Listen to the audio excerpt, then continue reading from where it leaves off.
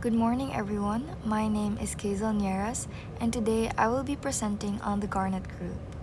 We'll be exploring their classifications as nesosilicates, their unique chemistry, and where they typically form in the Earth's crust.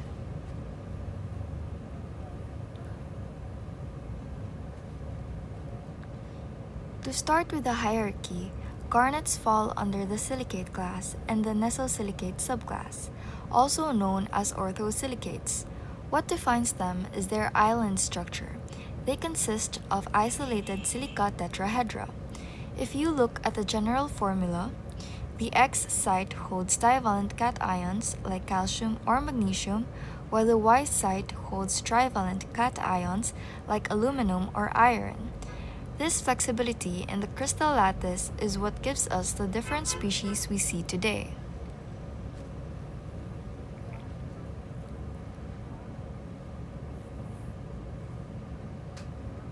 Garnets belong to the isometric or cubic system.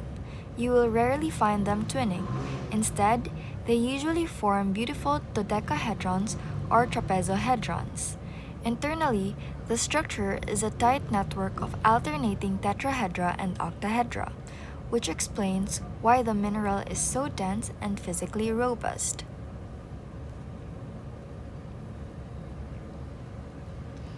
In the field, you can identify garnets by their lack of cleavage.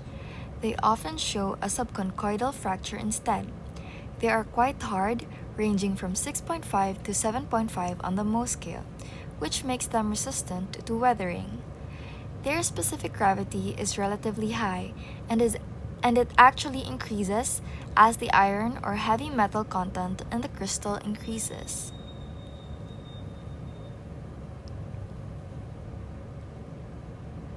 The name garnet comes from the Latin word granatum, meaning pomegranate. If you've ever seen the deep red seeds of a pomegranate, it's easy to see why ancient civilizations made the connection. These stones have been prized as gems since the Bronze Age and were staples in the jewelry of ancient Egypt and Rome. Geological occurrence. For geologists, garnets are more than just pretty stones. They are index minerals. By studying them, we can determine the pressure and temperature a rock experienced. They are most common in metamorphic rocks like schists and gneisses. For instance, almandine is a classic sign of regional metamorphism. However, we also find pyrope in high-pressure volcanic pipes called kimberlites, which is often where we find diamonds as well. Finally, while red is the classic color, garnets come in a full spectrum. A standout variety is rhodolite. Unlike other garnets that belong to a single species, rhodolite is actually a chemical blend, a solid solution mix of pyrope and almandine. This gives it its very distinct purplish red or raspberry pink hue that is highly valued in jewelry. We also have the emerald green tsavorite, the rare demantoid with its famous horsetail inclusions, and the cinnamon-colored hessonite. Essentially, unless it's a very specific shade of blue, there is likely a garnet variety that matches the color. Okay, good day everyone. Here kay mo na siya ang chemical series and species sa garnet. The garnet group is traditionally divided into two main solid solution series based on the Y site cations. First kay si pyrospite and second si ugandite. This kanang pyrospite and ugandite are the two primary families of garnet divided by their chemistry. One is aluminum rich, which is si pyrospite, and while other is calcium rich, which is si ugandite. Because they form solid solutions, they often swap elements to create unique hybrid gems. So, sa pyrrolspite, aluminum rich in Y site. Kizel mentioned earlier sa kanang general formula gali sa garnet kay X3Y2 biya to. So sa Y site man daw ang pyrrolspite. So aluminum rich daw siya dun sa sa trivalent cations pala. So mao lang to, and sa eugrandite kay calcium rich in X site. So itong sa sugod, which is sa divalent cations.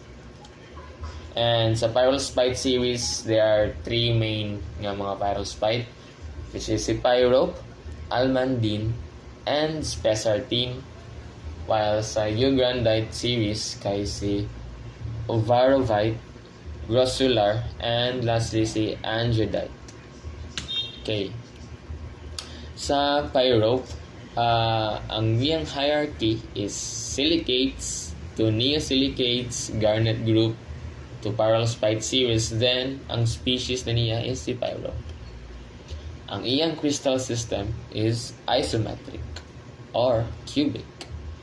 Physical properties is ang iyang color is deep red to nearly black. Ang hardness niya is sa most hardness kay 7 to 7.5. Specific gravity niya is 3.58. History ani di ay is it comes from the Greek word nga pyropos, meaning fairy-eyed, referring to its red color. Because as you can see, di ba, medyo reddish gud siya. Bantag mo nang gitawag nga pyropos. Okay.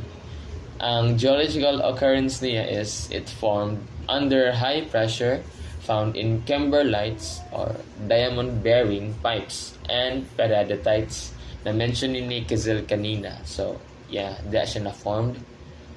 Ang varieties ni pyrope di ay is chrome pyrope, bright red, and rhodolite. Rose red blend with almandine. So, nasagulan siya with almandine. Then, ang industrial uses niya, gemstones, tapos indicator mineral for diamond prospecting. So, kanang ginagamit po siya sa tawag na geothermometers gali, kanang ma-determine po nimo ang peak temperatures sa kada rock. Basta ma-mention ko na later. Basta gamit na siya sa mga geologists sa pyrope. Ginagamit siya. And yeah. Next is si almandine.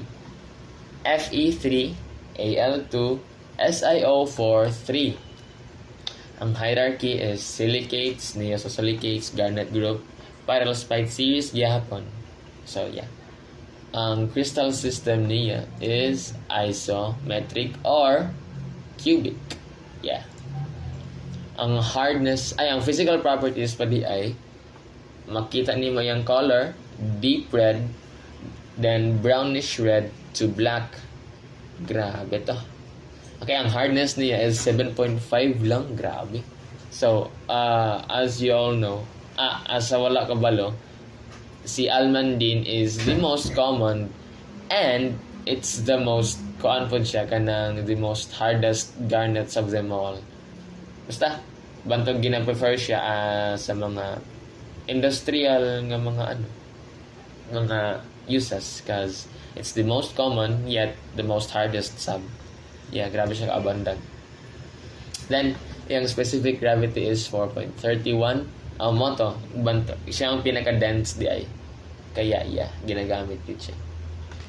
Ang history and etymology, it named after Alabanda, an ancient gemstone cutting center in Asia Minor. Okay.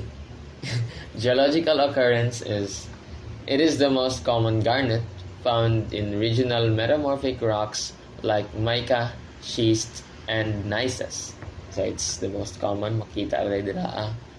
Then, ang varieties niya is star garnet, which exhibits asterism due to rutile inclusions. Sa wala pa rin kabalo unsay asterism kana